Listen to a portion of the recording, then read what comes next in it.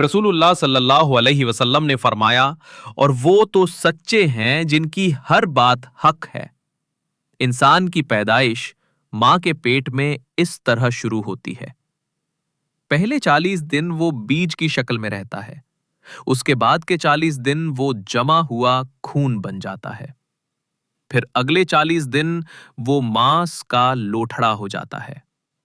यानी 120 दिन में बच्चे की बुनियाद पूरी होती है। फिर अल्लाह ताला एक फरिश्ते को भेजते हैं। वो फरिश्ता अल्लाह के हुक्म से बच्चे में रूह डालता है और फिर 4 बातें लिख देता है।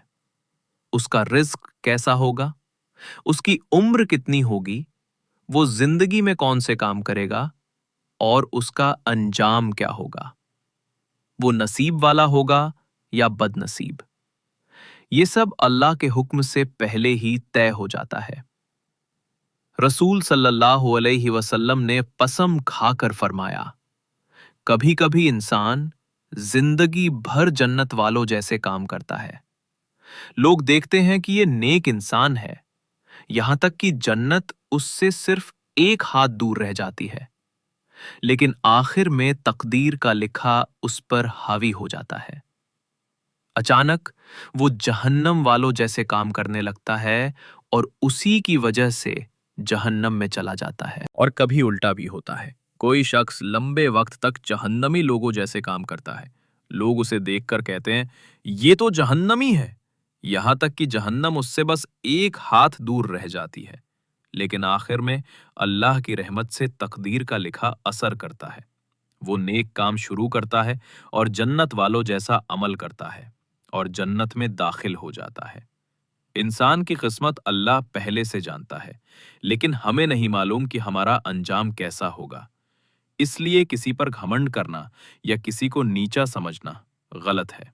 अमल बहुत अहम है, हमेशा अच्छे काम करते रहना चाहिए, मगर कभी ये ना समझना कि अब मैं तो पक्का जन्नती हूं, क्योंकि आखिरी वक्त कैसा होगा हमें मालूम नहीं। अच्छा अंजाम मिलना सबसे बड़ी नेमत है, इसलिए हमेशा दुआ करनी चाहिए, ऐ अल्लाह हमें ईमान पर मौत अता फरमा। अल्लाह की रहमत और इंसाफ हर चीज से ऊपर है। सिर्फ जाहिरी काम देखकर हम किसी को जन्नती या जहन्नमी नहीं कह सकते। डर कि कहीं आखिरी वक्त में गलत राह पर ना चले जाएं, और उम्मीद कि अगर अल्लाह चाहे तो आखिरी वक्त में भी हमारी तौबा और नेक अमल हमें जन्नत में पहुंचा सकते हैं।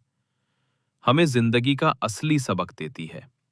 अगर हम आज अच्छे काम कर रहे हैं तो हमें गफलत में नहीं पड़ना चाहिए, बल्कि अल्लाह से दुआ करते रहना चाहिए कि वो हमारा अंजाम अच्छा करे।